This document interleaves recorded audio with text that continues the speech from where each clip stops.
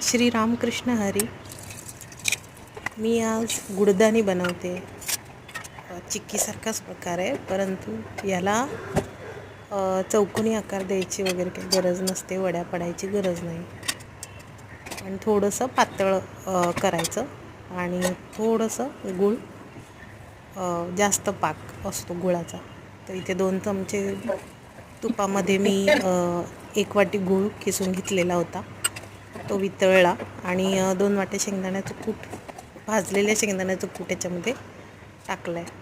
आणि इथे ताटाला तूप लावून मी हे थापून घेते पूर्ण पातळ असं. आणि गरम आहे, गरम असतं ते आपल्याला माहितीच आहे. डगाने हे पूर्ण असं निसट सुटतं आपोआप तूप लावल्यामुळे. उबडधोबड तुकडे असे केले की आपली गुडदाणी तयार.